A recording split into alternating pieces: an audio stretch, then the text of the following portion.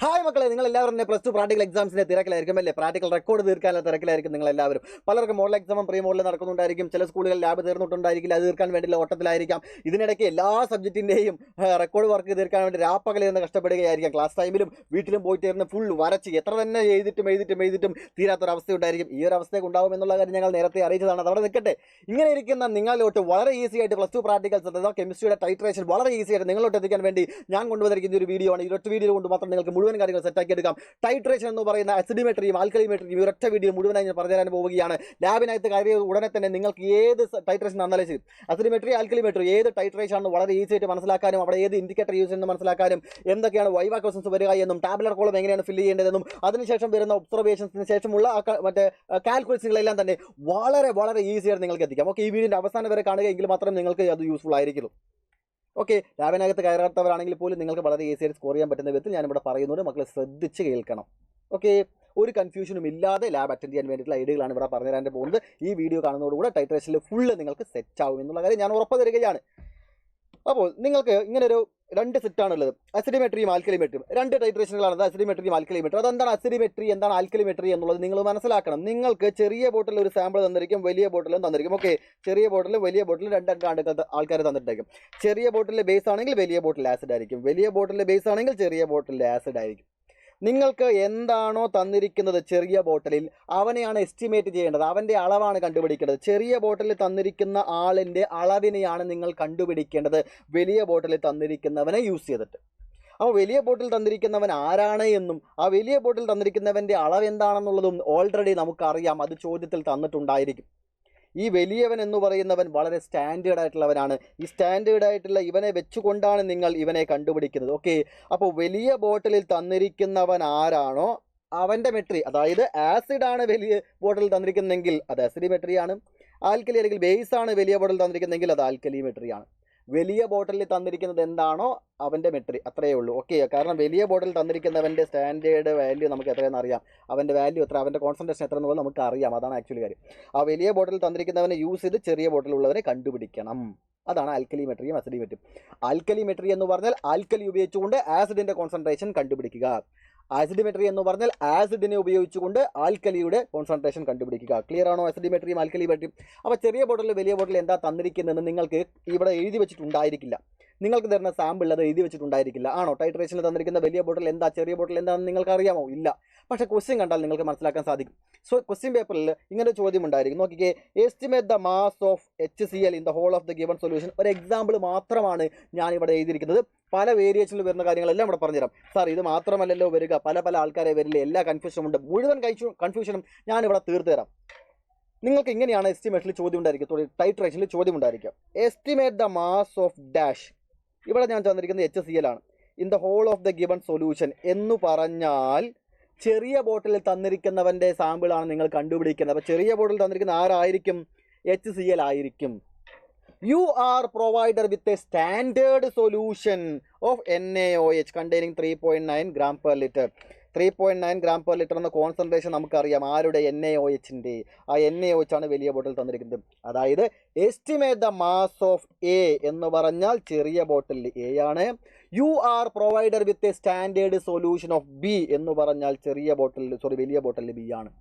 First ലൈനിൽ ആരുടെ മാസാണോ estimate ചെയ്യണത് അവൻ ചെറിയ ബോട്ടിലുണ്ട് എന്ന് മനസ്സിലാക്കുക. ആരെയാണോ കൂടെ തന്നിരിക്കുന്നത് അവനാണ് വലിയ ബോട്ടിൽ എന്നും മനസ്സിലാക്കുക. അപ്പോൾ വലിയ ബോട്ടിലിൽ ആരാണ്, ചെറിയ ബോട്ടിലിൽ ആരാണ് എന്നുള്ളത് ചോദ്യം കാണുമ്പോൾ നമുക്ക് മനസ്സിലാവും. ഓക്കെ, ഇവിടെ നിങ്ങൾക്ക് ചോദ്യത്തിൽ മാറ്റം ഉണ്ടാവാൻ സാധ്യത. Estimate the mass of HCl എന്ന് പറയുന്ന ഇവനിൽ മാറ്റം ഉണ്ടാവും. NaOH എന്ന് പറഞ്ഞ് ഇവൻ മാറ്റം ഉണ്ടാവും. അതിനനുസരിച്ച് ഇവിടെ തരുന്ന മാസിന് മാറ്റം ഉണ്ടാവും.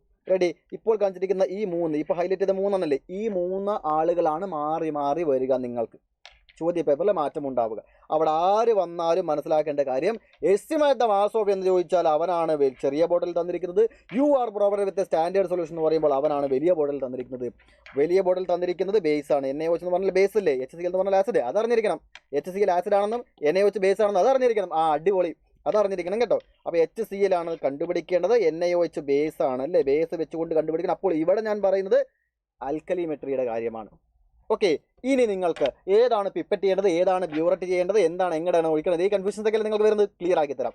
ചെറിയ ബോട്ടിലിൽ എന്ത് തന്നാലും ശരി, ചെറിയ ബോട്ടിലിൽ ആസിഡോ ആൽക്കലിയോ എന്ത് തന്നാലും ശരി, ചെറിയ ബോട്ടിൽ എന്താണോ അവനെ നേരെ നിങ്ങൾ എന്ത് ചെയ്യണം, നേരെ ആ സ്റ്റാൻഡേർഡ് ഫ്ലാസ്കിലോട്ട് മാറ്റണം. അവരെ നിങ്ങൾ എന്ത് ചെയ്യണം, നേരെ ആ സ്റ്റാൻഡേർഡ് ഫ്ലാസ്കിലോട്ട് മാറ്റുക. അങ്ങനെ നേരെ സ്റ്റാൻഡേർഡ് ഫ്ലാസ്കിലോട്ട് മാറ്റുക. എന്താണ് സ്റ്റാൻഡേർഡ് ഫ്ലാസ്ക് എന്ന് പറഞ്ഞാൽ 100 ml കോൺസെൻട്രേഷൻ ഉള്ള ഈ ബോട്ടിലാണ് ഈ അപ്പറേറ്റസ് എന്ത് സ്റ്റാൻഡേർഡ് ഫ്ലാസ്ക് എന്ന് പറഞ്ഞത്. അപ്പോൾ ഈ സാധനത്തിൻ്റെ പേരെന്താണെന്ന് ചോദിക്കും, സ്റ്റാൻഡേർഡ് ഫ്ലാസ്ക് ആണ്. വൈവ ക്വസ്റ്റ്യൻ ആണ്. ഇതിൻ്റെ കോൺസെൻട്രേഷൻ എത്രയാണെന്ന് ചോദിക്കും. കോൺസെൻട്രേഷൻ മീൻസ് ഇതിൻ്റെ വോള്യൂം, കോൺസെൻട്രേഷൻ അല്ല, ഇതിൻ്റെ വോള്യൂം എത്രയാണെന്ന് ചോദിക്കും. ഓക്കെ, ഇതിൻ്റെ വോള്യൂം എത്രയാണ്, 100 ml ആണ്. സ്റ്റാൻഡേർഡ് ഫ്ലാസ്കിൻ്റെ വോള്യൂം എത്രയാണ്, 100 ml ആണ്. ചെറിയ ബോട്ടിൽ എന്ത് തന്നാലും നിങ്ങൾക്ക് തന്നിരിക്കുന്ന ആൽക്കലിമെട്രിയോ അസിഡിമെട്രിയോ എന്താണ് ചെറിയ ബോട്ടിൽ, എന്താണ് വലിയ ബോട്ടിൽ നിങ്ങൾ മനസ്സിലാക്കിയതിന് ശേഷം ചെറിയ ബോട്ടിൽ എന്ത് തന്നാലും ശരി, കണ്ണു മടച്ച് എന്ത് ചെയ്യുക, നേരെ ആ സ്റ്റാൻഡേർഡ് ഫ്ലാസ്കിലോട്ട് മാറ്റുക. ഫണൽ ഉപയോഗിച്ചുകൊണ്ട്, അതൊക്കെ അറിയാമല്ലോ അല്ലെ മാറ്റാൻ. ഫണൽ ഉപയോഗിച്ചുകൊണ്ട് മാറ്റുന്നു. എന്നിട്ട് വീണ്ടും ഇതിൽ വെള്ളം ഒഴിച്ച് വീണ്ടും നല്ല പോലെ തന്നെ ഷേക്ക് ചെയ്തിട്ട് ഇതിലോട്ട് ഒഴിക്കുക. അപ്പോൾ മാക്സിമം ഇതിനകത്തുള്ള മുഴുവൻ HCl മോളിക്യൂളുകളെയും ഇതിലോട്ട് മാറ്റാനുള്ള ശ്രമമാണ് ഉണ്ടായിരിക്കുന്നത്. അങ്ങനെ മാറ്റുമ്പോൾ ഇവിടെ എന്താണ്, ഇവിടെ മാർക്ക് ചെയ്തിട്ടുണ്ടായിരിക്കും. ചില സ്റ്റാൻഡേർഡ് ഫ്ലാസ്കിൽ കഴുത്തിൻ്റെ ഇവിടെ ആയിരിക്കും മാർക്ക് ചെയ്തിട്ടുണ്ടായിരിക്കുക, ചില ആളുകൾക്ക് ഇവിടെ ആയിരിക്കും മാർക്ക് ചെയ്തിട്ടുണ്ടായിരിക്കുക. ഈ താഴത്തുള്ള ഈ റൗണ്ട് ഷേപ്പില്ലേ, ഈ റൗണ്ട് ഷേപ്പിനനുസരിച്ചാണ് ഇവിടെ റിങ് മാറുക. റൗണ്ട് ഷേപ്പ് കുറച്ചുകൂടെ വലുതാണെങ്കിൽ താഴത്തായിരിക്കും റിങ് ഉണ്ടായിരിക്കുക, റൗണ്ട് ഷേപ്പ് കുറച്ചുകൂടെ ചെറുതാണെങ്കിൽ മുകളിലായിരിക്കും റിങ് ഉണ്ടായിരിക്കുക. അത് വിഷയാക്കേണ്ട കാര്യമില്ല. റിങ് ഏതാണെന്ന് മനസ്സിലാക്കുക. ആ റിങ് വരെയാണ് നമ്മൾ വെള്ളം ഒഴിച്ച് നിറയ്ക്കേണ്ടത്. ഓക്കെ, അങ്ങനെ വെള്ളം ഇവിടെ ഇതിലാണ് റിങ് കാണുന്നുണ്ടോ, ഇവിടെ ഇതിലാണ് റിങ് കാണുന്നത്, ഇവിടെയാണ് നിങ്ങൾ വരുന്നത്. അപ്പോൾ ലോവർ മെനിസ്കസ് ഈ റിങ്ങിൽ വരത്തക്ക രീതിയിൽ വേണം നമ്മൾ എന്ത് ചെയ്യാൻ, അത് നിറയ്ക്കാനൊക്കെ ആയിട്ട്. അങ്ങനെ 100 ml നിറച്ച് കഴിഞ്ഞാൽ ഇതും ഒഴിച്ച് വെള്ളം ഒഴിച്ച് ഷേക്ക് ചെയ്ത് ഫണ്ട് ഉപയോഗിച്ചുകൊണ്ട് ഇതിലോട്ട് ഒഴിച്ചുകൊണ്ടിരിക്കുക. കറക്റ്റ് ഈ റൗണ്ട് വരാകുന്ന സമയത്ത് നിർത്തുന്നു. അതിനുശേഷം ഈ സ്റ്റാൻഡേർഡ് ഫ്ലാസ്കിന് അങ്ങോട്ടും ഇങ്ങോട്ടും അല്ലെങ്കിൽ ഇങ്ങനെ കുലുക്കിയിട്ടല്ല ചെയ്യേണ്ടത്, ഭയങ്കര സ്റ്റാൻഡേർഡായിട്ട് ചെയ്യണം. ഓക്കെ, അപ്പോൾ ഇത് കാണുമ്പോൾ തന്നെ ആഹാ ഈ കുട്ടിക്ക് എന്തൊക്കെയോ അറിയാമല്ലോ എന്നുള്ളത് തോന്നണം വലിയ ആൾക്കാർക്ക്. അല്ലാതെ ഇങ്ങനെ ബോട്ടിൽ ഇങ്ങനെ കളി കുലിക്കൊണ്ടിരിക്കുകയല്ല വേണ്ടത്. എന്ത് ചെയ്യണം, വളരെ സ്റ്റാൻഡേർഡായിട്ട് വേണം ചെയ്യാനായിട്ട്. അങ്ങനെ നിങ്ങൾക്ക് തന്നിരിക്കുന്ന ചെറിയ ബോട്ടിൽ തന്നിരിക്കുന്നവനും വെള്ളവും കൂടെ ചേർത്തിട്ട്, ആക്ച്വലി നമ്മൾ ചെയ്യുന്നത് ചെറിയ ബോട്ടിൽ തന്നിരിക്കുന്ന സാമ്പിളിനെ 100 ml പ്രിപ്പയർ ചെയ്തു. ചെറിയ ബോട്ടിൽ തന്നിരിക്കുന്ന സാമ്പിളിനെ 100 ml പ്രിപ്പയർ ചെയ്തു. അതിനാണ് സ്റ്റാൻഡേർഡൈസേഷൻ എന്ന് പറയുന്നത്. ചോദിക്കും എന്താണ് സ്റ്റാൻഡേർഡൈസേഷൻ. ചെറിയ ബോട്ടിൽ തന്നിരിക്കുന്ന അതിനെ നമ്മൾ 100 ml വാട്ടറും കൂടെ ചേർത്തുകൊണ്ട് 100 ml സൊല്യൂഷൻ, 100 ml വാട്ടർ ചേർക്കുകയല്ല, അതിൽ വാട്ടറും കൂടെ ചേർത്തുകൊണ്ട് 100 ml പ്രിപ്പയർ ചെയ്യുന്ന സ്റ്റാൻഡേർഡ് ഫ്ലാസ്ക് യൂസ് ചെയ്ത് പ്രിപ്പയർ ചെയ്യുന്ന ഈ പ്രോസസ്സിനെ പറയുന്ന പേരാണ് സ്റ്റാൻഡേർഡൈസേഷൻ.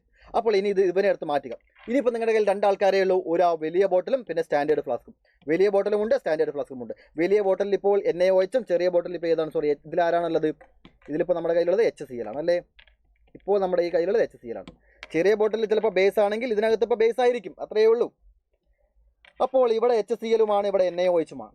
ഇനി ആരെയാണ് പിപ്പറ്റ് ചെയ്യേണ്ടത്, ആരെയാണ് ബ്യൂററ്റിൽ എടുക്കേണ്ടത് എന്നുള്ള കാര്യമാണ്. ഏടാ മക്കളെ, പിപ്പറ്റ് ചെയ്യാന്ന് പറഞ്ഞാൽ വലിച്ചെടുക്കുന്നതല്ലേ.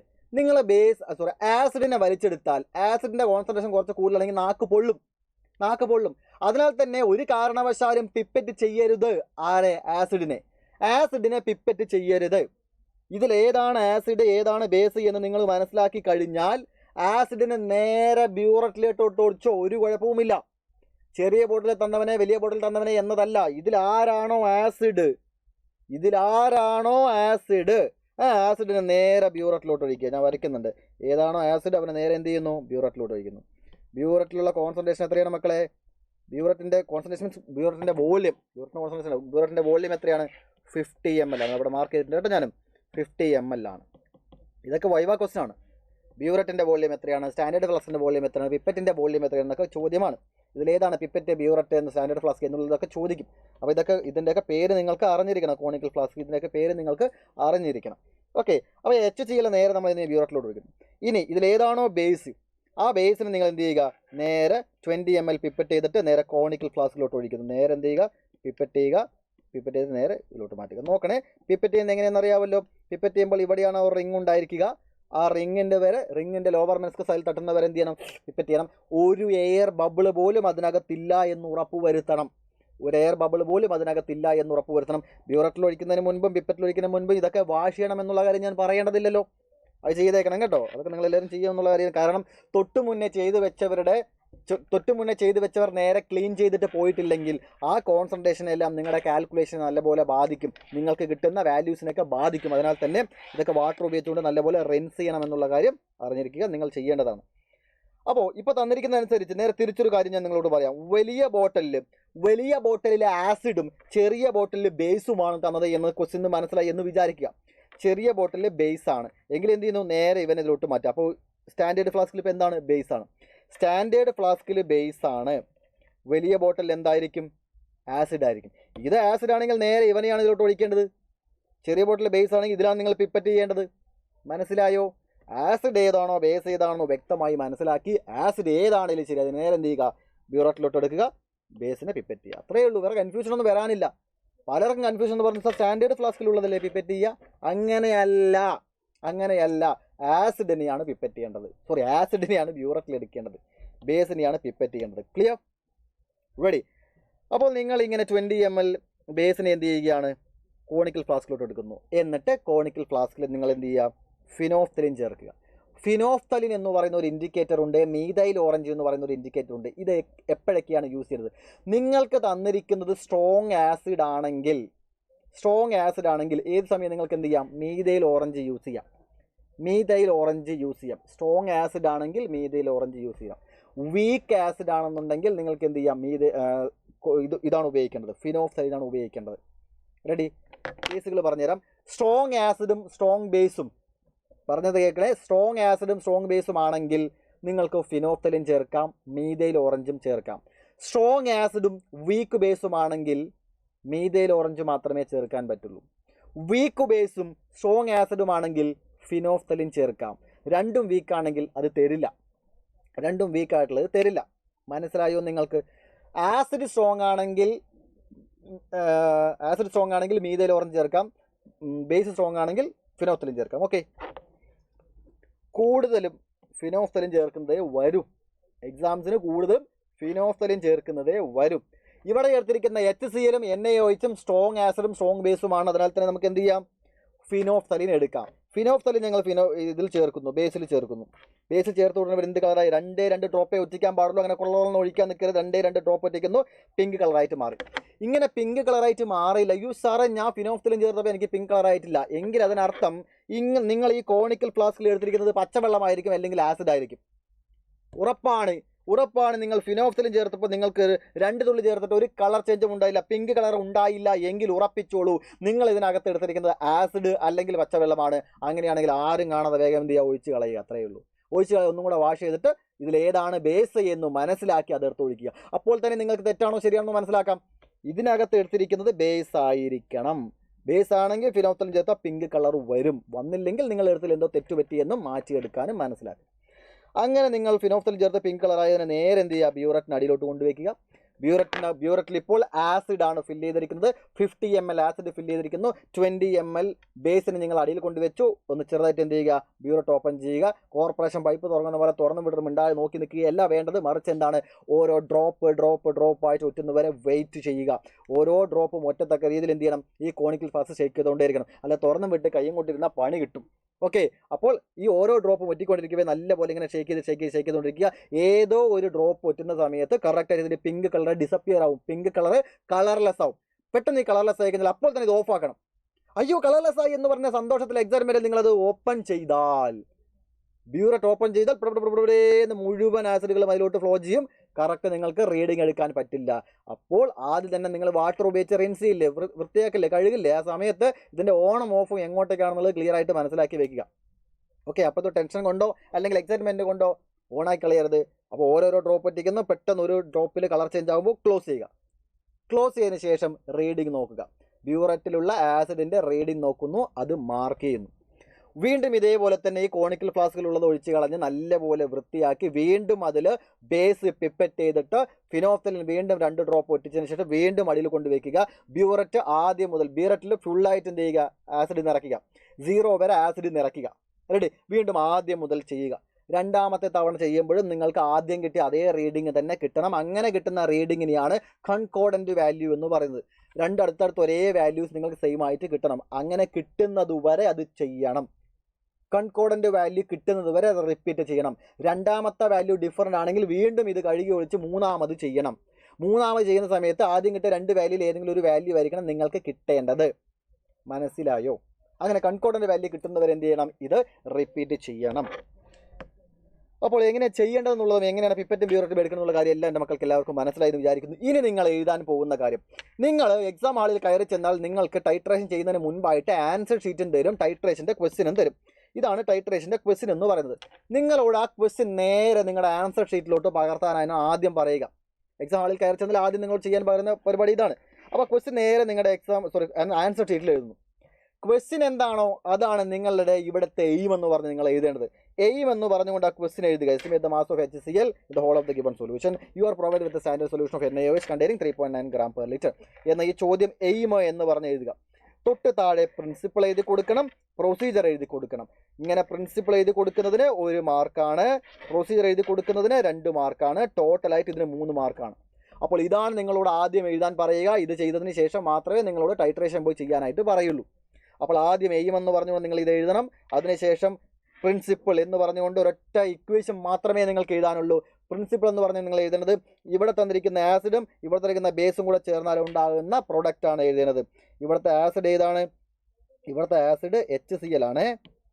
ഇവിടുത്തെ ആസിഡ് HCl, ഇവിടുത്തെ ബേസ് NaOH. ആസിഡും ബേസും ചേർന്ന് നമുക്ക് എന്താ സാൾട്ടും വാട്ടറല്ലേ കിട്ടുക. ഇതിനകത്തുള്ള Hഉം ഇതിനകത്തുള്ള OHും ചേർന്നാൽ H2O, ഇതിനകത്തുള്ള HOH ചേർന്നാൽ H2O. ബാക്കി എന്താണുള്ളത്? HCl. അങ്ങനെ എഴുതുകയും വേണ്ടതൊന്നും കാണാതെ പഠിക്കേണ്ട ആവശ്യമില്ല. NaCl + H2O. ഒരുപക്ഷെ നിങ്ങൾക്ക് തരുന്ന വേറൊരു സെറ്റ് എന്ന് പറഞ്ഞാൽ ഇപ്പോൾ ബേസിൻ്റെ സ്ഥാനത്ത് KOHും ആസിഡിൻ്റെ സ്ഥാനത്ത് നിങ്ങൾക്ക് ഇപ്പോൾ HNO3 തന്നു എന്ന് വിചാരിക്കുക. HNO3 എന്ന് പറയുന്ന ആസിഡ് തന്നു എന്ന് വിചാരിക്കുക. അങ്ങനെയാണെങ്കിൽ എന്താ ചെയ്യേണ്ടത്? ഇക്വേഷൻ എഴുതേണ്ടത്. എങ്ങനെയാണ് ഇക്വേഷൻ എഴുതുക? പ്രിൻസിപ്പിൾ എങ്ങനെയായിരിക്കും? ഇതിനകത്തുള്ള OHും ബേസിനകത്തുള്ള OHും ആസിഡിനകത്തുള്ള Hഉം HOHും ചേർന്നാൽ വാട്ടറായി ബാക്കിയുള്ള KNO3 ചേർത്ത് എഴുതുക. അപ്പോൾ പ്രൊഡക്റ്റ് KNO3 + H2O. ഇങ്ങനെ എഴുതാനുള്ള കഴിവുണ്ടാവണം. മാത്രമേ എഴുതുക, കാണാതെ പഠിക്കേണ്ട ആവശ്യം വരില്ല. നിങ്ങളുടെ ലാബ് റെക്കോർഡിൽ നിങ്ങൾ എന്തൊക്കെയാണോ എഴുതിയിരിക്കുന്നത് അതേ കൂടുതലായിട്ട് വരുള്ളൂ. അല്ലെങ്കിൽ ഇങ്ങനെ ജനറൽ ആയിട്ടുള്ള സാധനമേ തരുള്ളൂ. റെഡി? അപ്പോൾ അത് എഴുതി കൊടുക്കുക. അപ്പോൾ പ്രിൻസിപ്പിൾ എന്ന് പറഞ്ഞാൽ അത് എഴുതി കൊടുത്താൽ മതി. ആ ഭാഗത്ത് നിങ്ങൾ യൂസ് ചെയ്യേണ്ട ഫിനോഫ്തലിൻ ഏതാണെന്ന് കൂടെ എഴുതുന്നത് കുറച്ചുകൂടെ നന്നായിരിക്കും. ഓക്കെ, ആ റിയാക്ഷൻ നിങ്ങൾ എഴുതി കഴിഞ്ഞു. ഇനി പ്രൊസീജിയർ എന്ന് പറഞ്ഞുകൊണ്ട് നമ്മൾ ഇത്ര നേരം പറഞ്ഞ കാര്യങ്ങളെ നിങ്ങൾക്ക് അറിയാവുന്ന പോലെ ഒന്ന് എഴുതി കൊടുക്കുക. അങ്ങനെ എഴുതി കൊടുത്തതിന് ശേഷം ഏറ്റവും അവസാനം സൊല്യൂഷൻ ഇൻ പിപ്പറ്റ് എന്ന് പറഞ്ഞാൽ എന്താണ്, സൊല്യൂഷൻ ഇൻ ബ്യൂററ്റ് എന്ന് പറഞ്ഞാൽ എന്താണ്, ഇൻഡിക്കേറ്റർ യൂസ് ചെയ്ത് ഏതാണ്, കളർ ചേഞ്ച് എന്താണ്, ഈ 4 കാര്യം കൂടെ സെപ്പറേറ്റ് ഒന്ന് എഴുതി കൊടുക്കുക. നിങ്ങൾ എഴുതുന്ന പ്രൊസീജിയറിൽ, അതായത് ആദ്യം നമ്മൾ എന്ത് ചേർത്തു, ചെറിയ ബോട്ടിൽ തന്നേരം നമ്മൾ നേരെ സ്റ്റാൻഡേർഡൈസ് ചെയ്തു, 100 ml പ്രിപ്പയർ ചെയ്തു, വാട്ടർ യൂസ് ചെയ്തിട്ട് അതിനുശേഷം നമ്മൾ അതിനെ പിപ്പറ്റ് ചെയ്തു, നേരെ അതിന് ബ്യൂററ്റിലിട്ട് കൊടുത്തു എന്നുള്ള കാര്യമെല്ലാം നമ്മൾ എഴുതി കൊടുക്കുമല്ലോ. ഫിനോഫ്തലിൻ ചേർക്കുന്നു, ഇൻഡിക്കേറ്റർ ആയിട്ട് എന്നുള്ള കാര്യമൊക്കെ പറയുന്നുണ്ട്, കളർ ചേഞ്ച് ഉണ്ടാവുന്നുണ്ട്, കൺകോർഡന്റ് വാല്യൂവിൽ റിപ്പീറ്റ് ചെയ്യണം എന്നുള്ളത് നിങ്ങളുടെ റെക്കോർഡിൽ ഉണ്ടായിരിക്കും, അത് എഴുതിയിട്ടുണ്ടായിരിക്കും. അതിന് നിങ്ങൾക്ക് അറിയാവുന്ന പോലെ ഒന്ന് എഴുതി കൊടുക്കുക. ഞാൻ ഈ പറയുന്ന ഈ 4 കാര്യങ്ങൾ ആ പ്രൊസീജിയറിൽ ഉണ്ടാവണം. അതിനപ്പുറത്ത് താഴത്ത് സെപ്പറേറ്റ് എഴുതി കൊടുക്കുക. പ്രൊസീജിയർ എന്ന് എഴുതി കഴിഞ്ഞാൽ തൊട്ട് താഴെ ആ പാരഗ്രാഫിന് ശേഷം നിങ്ങൾ ഇത് നിർബന്ധമായി എഴുതുക. കാരണം 1 മാർക്ക് പോലും നഷ്ടപ്പെടാതിരിക്കാൻ വേണ്ടിയുള്ള കാര്യമാണ് ഞാനിവിടെ പറയുന്നത്. പ്രൊസീജിയർ നിങ്ങൾ എവിടെയെങ്കിലും ചെറിയ പാളിച്ചകൾ പറ്റിയാൽ പോലും ഈ 4 പോയിന്റുകൾ ഉണ്ടെങ്കിൽ നിങ്ങൾക്ക് മുഴുവൻ മാർക്കും കിട്ടും. കാരണം പ്രൊസീജിയറിൽ നിന്ന് മനസ്സിലാക്കേണ്ടത് നിങ്ങൾ എന്താണ് പിപ്പറ്റിലെടുത്തത്, എന്താണ് നിങ്ങൾ ബ്യൂററ്റിലെടുത്തത്, ഏത് ഇൻഡിക്കേറ്ററാണ് യൂസ് ചെയ്തത്, എന്താണ് കളർ ചേഞ്ച് എന്ന് നിങ്ങൾക്ക് അറിയുന്നുണ്ടോ എന്നുള്ളത് നിങ്ങളത് എഴുതി കൊടുക്കണം കേട്ടോ. അപ്പോൾ പ്രൊസീജിയർ എവിടെയെങ്കിലും ചെറുതായിട്ട് പാളിപ്പോയാൽ പോലും ഈ 4 പോയിന്റ് ഉണ്ടെങ്കിൽ അര മാർക്ക്, ഇത് 1 മാർക്ക്, 2 മാർക്ക് കിട്ടും. ഇതിനാണ് മാർക്ക്. റെഡി? അപ്പോൾ പിപ്പറ്റിൽ എന്തെടുത്തു, ബ്യൂററ്റിൽ എന്തെടുത്തു, ഞാൻ പറഞ്ഞു ഒന്നും നോക്കേണ്ടതില്ല, നിങ്ങൾ കൺഫ്യൂഷൻ ആവേണ്ടതേ ഇല്ല. തന്നിരിക്കുന്ന ചോദ്യത്തിൽ ആസിഡ് ഏതാ ബേസ് ഏതാന്ന് മനസ്സിലാക്കി കഴിഞ്ഞാൽ പിപ്പറ്റ് ചെയ്തത് ഏതായിരിക്കും? പിപ്പറ്റ് ഉറപ്പായും ആസിഡിനെ പിപ്പറ്റ് ചെയ്യില്ല, ബേസിനെ പിപ്പറ്റ് ചെയ്യുള്ളൂ. ഇവിടെ ബേസ് ഏതാണ്? NaOH ആണ്. ഇവിടെ ബേസ് ഏതാണ്? NaOH ആണ്. അപ്പോൾ എന്ത് ചെയ്യുക? NaOH എന്ന് എഴുതി കൊടുക്കുക. എഴുതി കൊടുക്കണം, NaOH എന്നുള്ള കാര്യം എഴുതി കൊടുക്കുക. അത്രയേ ഉള്ളൂ. Yes, NaOH. ബ്യൂററ്റിന് എഴുതി കൊടുക്കുക. ബ്യൂററ്റിൽ ഏതാണ് എടുക്കുക? ബ്യൂററ്റിൽ ആസിഡാണ് ചേർക്കുക. ഇവിടുത്തെ ഏതാണ് ആസിഡ്? HCl ആണ്. ഇൻഡിക്കേറ്റർ യൂസ് ചെയ്ത് ഏതാണ്? ഇൻഡിക്കേറ്റർ ഇവിടെ യൂസ് ചെയ്താണ് ഫിനോഫ്തലിൻ ആണ്. Okay, phenolphthalein.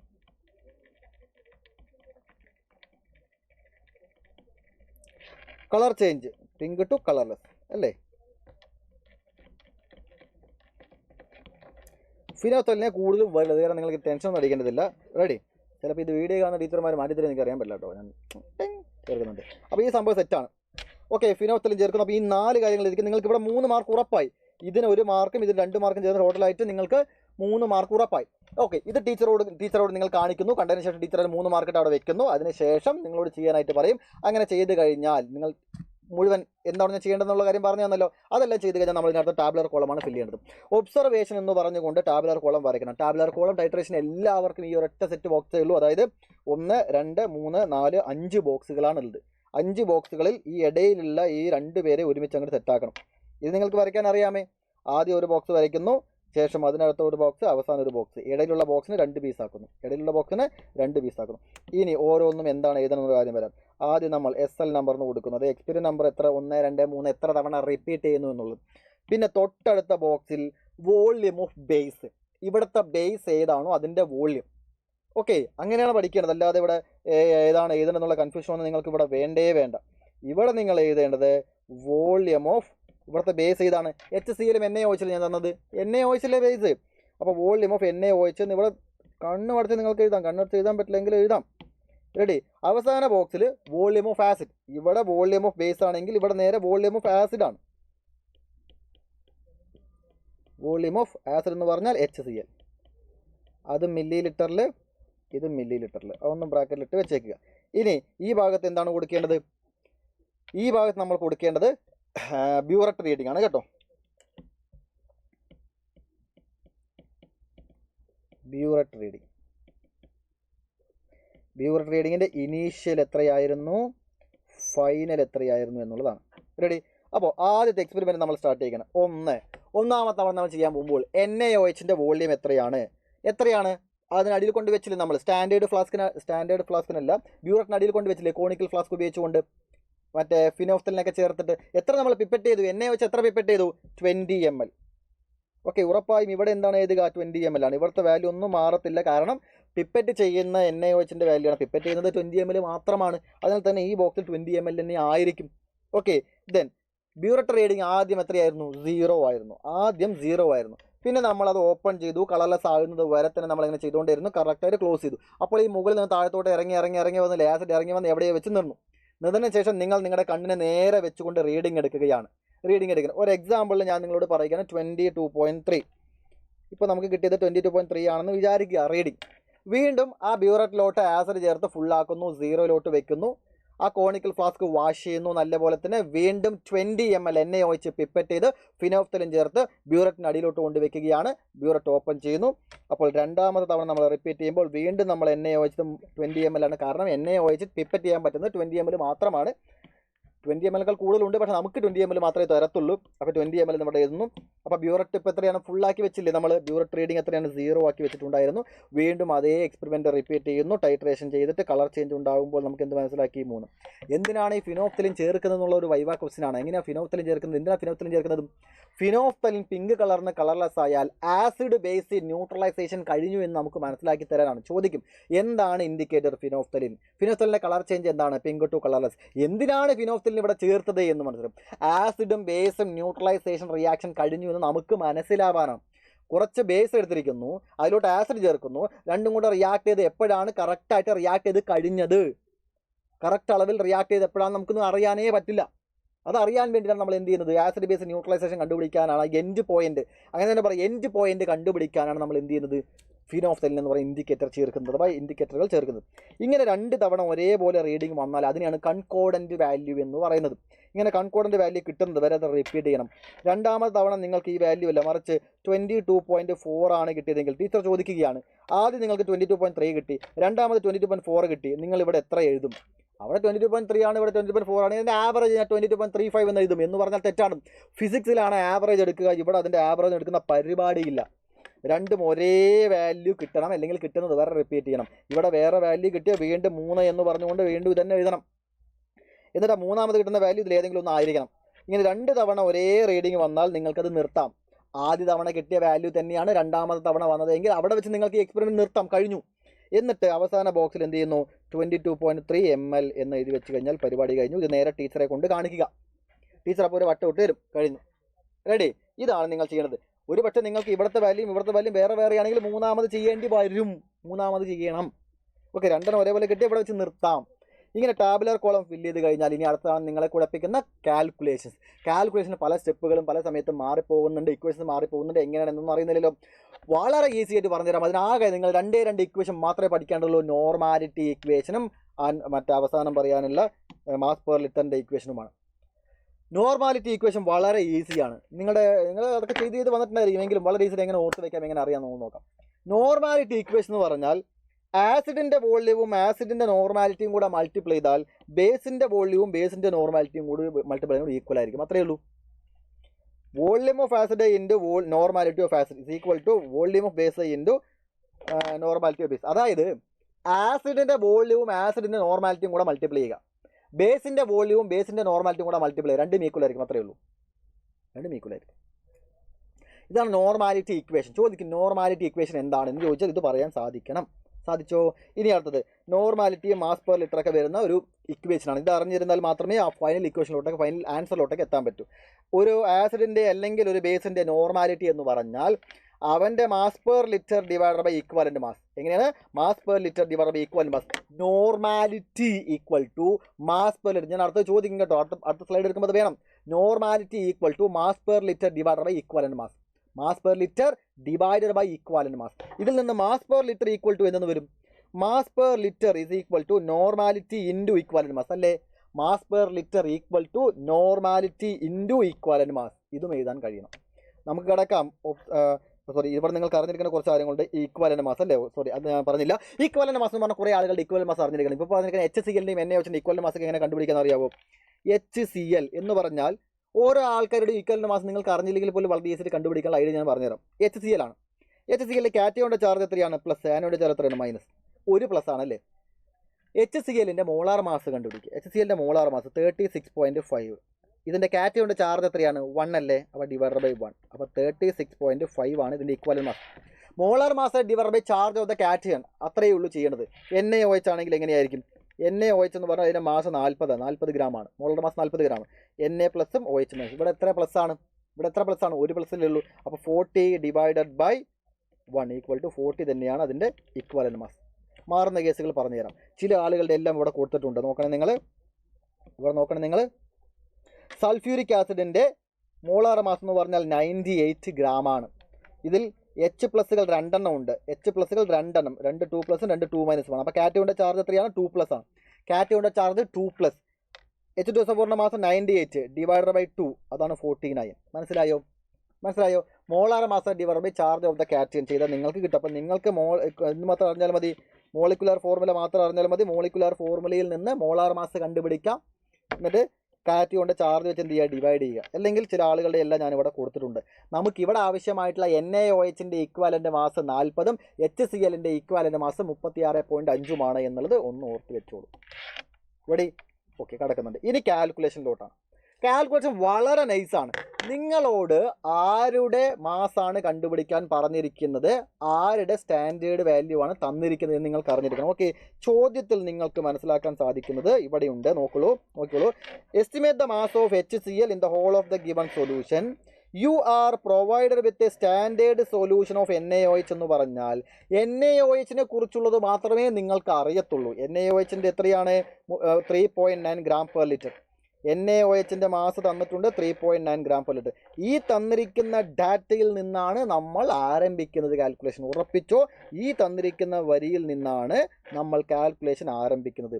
അവിടെ തന്നിരിക്കുന്നത് 3.9 ഗ്രാം പെർ ലിറ്റർ. NaOH-ൻ്റെ മാസ് പെർ ലിറ്റർ ആണ് തന്നിരിക്കുന്നത്. 3.9 gram per litre. Okay, calculation ആദ്യം നമ്മൾ തരുന്നത് ആരാണ് തന്നിരിക്കുന്നത്? NaOH-ൻ്റെ ആണ് തന്നിരിക്കുന്നത്. NaOH-ൻ്റെ ഡീറ്റെയിൽസ് ആണ് തന്നിരിക്കുന്നത്. അപ്പോൾ അവിടെ നിന്നാണ് ആരംഭിക്കുന്നത്. NaOH-ൻ്റെ mass per litre of NaOH അത് ക്വസ്റ്റ്യനിൽ തന്നിട്ടുണ്ട്. 3.9 ഗ്രാം പെർ ലിറ്റർ. അത് കഴിഞ്ഞാൽ തൊട്ടു താഴെ mass per litre of NaOH കഴിഞ്ഞാൽ കഴിഞ്ഞ് തൊട്ട് താഴെ NaOH-ൻ്റെ ഈക്വൽസ്. NaOH-നെ കുറിച്ചാണ് കുറേ കാര്യങ്ങൾ നമ്മൾ എഴുതുന്നത്. ഒരു 4 എണ്ണം NaOH-ൻ്റെ കണ്ടുപിടിക്കേണ്ടതുണ്ട്. NaOH-ൻ്റെ 4 സാധനങ്ങൾ കണ്ടുപിടിക്കണം. അതായത് ക്വസ്റ്റിൻ്റെ അവസാനം U are provided with a standard solution of ഇല്ലേ, ആ സ്റ്റാൻഡേർഡ് സൊല്യൂഷൻ്റെ 4 സാധനങ്ങൾ നമ്മളിവിടെ ഇങ്ങനെ എഴുതും. 4 എണ്ണം ഇപ്പം നമ്മൾ എഴുതും. അത് ഏതൊക്കെയാണെന്ന് നോക്കി. ഒന്ന് മാസ് പെർ ലിറ്റർ ക്വിസിൽ തന്നിട്ടുണ്ട്. മറ്റൊന്ന് ഇക്വാലന്റ് മാസ്, അത് നമുക്ക് അറിയാവുന്ന കാര്യമാണ്, ക്വിസിൽ തരത്തില്ല, നമുക്കറിയണം. Equivalent mass of NaOH. NaOHൻ്റെ ഇക്വാലന്റ് മാസ് നമുക്കറിയാം 40 gram ആണ്. ഓക്കെ, നോക്കണേ, മാസ് പെർ ലിറ്ററും ഇക്വാലന്റ് മാസും അറിഞ്ഞാൽ നിങ്ങൾക്ക് ആരെ കണ്ടുപിടിക്കാം? Mass per litre divided by equivalent mass എന്താണത്? നോർമാലിറ്റി അല്ലേ? അപ്പോൾ ഒന്നാമത്തെ സെൻറ്റൻസ്, രണ്ടാമത്തെ സെൻറ്റൻസ്, ഒന്നാമത്തെ ഇക്വേഷൻ, രണ്ടാമത്തെ ഇക്വേഷൻ, അതിൽ നിന്ന് നമുക്ക് മൂന്നാമത്തെ കണ്ടുപിടിക്കാം. എന്താണ്? നോർമാലിറ്റി. Normality of NaOH. ഇതൊക്കെ NaOHൻ്റെയാണ് കണ്ടുപിടിക്കുന്നത് കേട്ടോ. സ്റ്റാൻഡേർഡ് സൊല്യൂഷൻ ഏതാണോ അവൻ്റെ വെച്ചുകൊണ്ടാണ് നമ്മൾ ഇതെല്ലാം കണ്ടുപിടിക്കുന്നത്. NaOH ഇസ് ഈക്വൽ ടു എന്താണ് equation? Mass per litre divided by equivalent mass. Mass per litre divide by equivalent mass per litre എത്രയാണ്? 3.9 ഡിവൈഡ് ബൈ ഇക്വാലൻ്റ് മാസ് എത്രയാണ്? 40. രണ്ടും കൂടെ ഡിവൈഡ് ചെയ്താൽ 0.0975 നോർമാലിറ്റി. ക്യാപിറ്റൽ M ആണ് യൂണിറ്റ് കേട്ടോ, ക്യാപിറ്റൽ N ആണ് unit. ഒരു 4 ഡിജിറ്റ് വരെ എഴുതുക, പോയിന്റിന് ശേഷം ഒരു 4 ഡിജിറ്റ് വരെ എഴുതുക. അപ്പോൾ മാസ് പെർ ലിറ്റർ തന്നിട്ടുണ്ട്, ഇക്വലന്റ് മാസ് അറിയാം, mass per litre divide by equivalent mass, നോർമാലിറ്റിയും കിട്ടി. അപ്പോൾ 3 ആൾക്കാരെ എഴുതി, NaOHൻ്റെ 3 ആളുകളെ എഴുതി. NaOHൻ്റെ ഒരാളെ കൂടെ നമുക്കറിയാം, വോള്യം നമുക്കറിയാം, വോള്യം ഓഫ് NaOH. അപ്പോൾ NaOHൻ്റെ 4 സാധനങ്ങളെ, വോള്യം ഓഫ് NaOH പിപ്പറ്റ് ചെയ്തതല്ലേ 20 ml ആണ്, 20 ml പിപ്പറ്റ് ചെയ്തതല്ലേ 20 ml. അപ്പോൾ 4 കാര്യങ്ങൾ NaOHൻ്റെ. ഇന്ന് നമുക്ക് ആരുടെ അറിയാം? HClൻ്റെ വോള്യം അറിയാം. ഇത് കഴിഞ്ഞാൽ ഇനി HCl ഇട്ട് കിടക്കാം. HClൻ്റെ വോള്യം മാത്രമേ നമുക്കറിയുള്ളൂ അല്ലേ? Volume of HCl. അതാ ടാബുലർ കോളത്തിന് ഏറ്റവും ലാസ്റ്റ് ഉള്ളതാണ്. എത്രയാണ്? 22.3.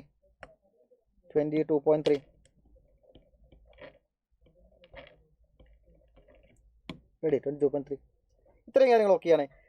ഇപ്പം നിങ്ങൾ നോക്കിയാൽ ഒരു കാര്യം മനസ്സിലാവും. NaOHൻ്റെ നോർമാലിറ്റി ഉണ്ട്, NaOHൻ്റെ വോള്യം ഉണ്ട്, ആസിഡിൻ്റെ വോള്യം ഉണ്ട്, ആസിഡിൻ്റെ നോർമാലിറ്റി ഇല്ല. എങ്ങനെ? ബേസിൻ്റെ വോള്യം ഉണ്ട്, നോർമാലിറ്റിയും ഉണ്ട്. നോർമാലിറ്റി ഇക്വേഷനെയാണ് നമ്മൾ വിളിക്കാൻ പോകുന്നത്. ബേസിൻ്റെ വോള്യം ഉണ്ട്, നോർമാലിറ്റി ഉണ്ട്. ആസിഡിൻ്റെ വോള്യം മാത്രമേ ഉള്ളൂ, നോർമാലിറ്റി ഇല്ല. റെഡി? അങ്ങനെ എസ്റ്റിമേറ്റ് ദ മാസ് ഓഫ് എന്ന് പറഞ്ഞ് നിങ്ങൾക്ക് തരുന്നവൻ്റെ നോർമാലിറ്റിയാണ് നമ്മൾ ഇനി അടുത്തായിട്ട് കണ്ടുപിടിക്കാനായിട്ട് പോകുന്നത്. റെഡി? അപ്പോൾ ഈ 3 സാധനങ്ങളിൽ നിന്ന് നമ്മൾ ആരെ കണ്ടുപിടിക്കാം?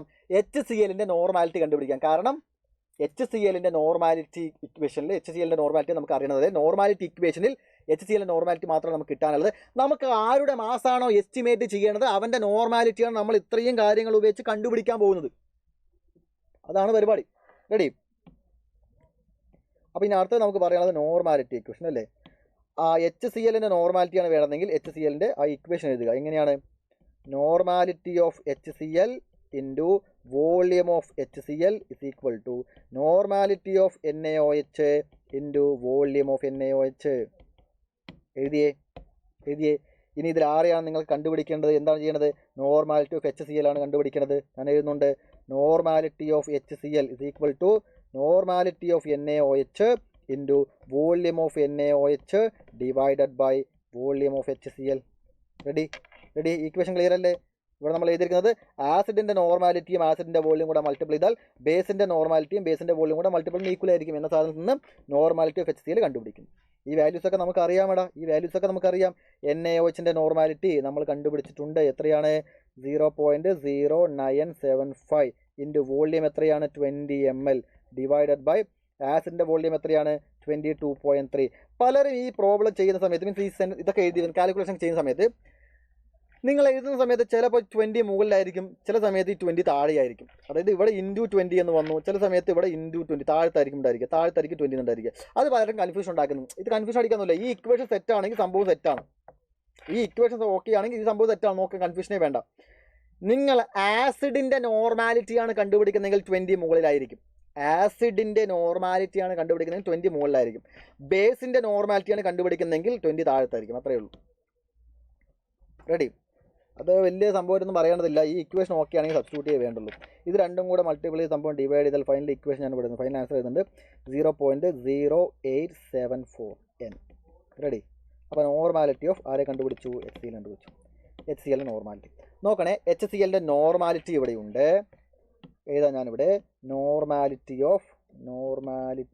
Of HCl equal to 0.0874 normal. Ready. ഇനി നമുക്ക് അവസാനം കണ്ടുപിടിക്കാനത് estimate the mass of HCl അല്ലേ. മാസ് കണ്ടുപിടിക്കാൻ നമ്മൾ പോവുകയാണ്. അപ്പോൾ അതിലോട്ട് നമുക്ക് കിടക്കാനുള്ള അവസാന സാധനം എന്ന് പറയുന്നത് നോർമാലിറ്റി എഴുതി കഴിഞ്ഞ ഉടനെ തന്നെ ഇവൻ്റെ ഇക്വാലൻ്റ് മാസ് എഴുതുക. ഇക്വാലൻ്റ് മാസ് എഴുതുക. ഇക്വാലൻ്റ് മാസ് ഓഫ് HCl എഴുതുക. ഇക്വാലൻ്റ് മാസ് ഓഫ് HCl എന്ന് പറഞ്ഞാൽ 36.5 ആണ്. 36.5 ആണ്. നോർമാലിറ്റി ഉണ്ട്, കിട്ടി. ഇപ്പോൾ നമുക്ക് നോർമാലിറ്റി കിട്ടി, ഇക്വാലൻ്റ് മാസ് അറിയാം. ഇനി ആരെ അറിഞ്ഞാലും മതി? മാസ് പെർ ലിറ്റർ അല്ലേ. HClൻ്റെ മാസ് പെർ ലിറ്ററാണ് നമ്മൾ കണ്ടുപിടിക്കാൻ പോകുന്നത്. അതിനാണ് ഇത്രയും കാര്യങ്ങൾ നമ്മളെല്ലാം ചെയ്തത്.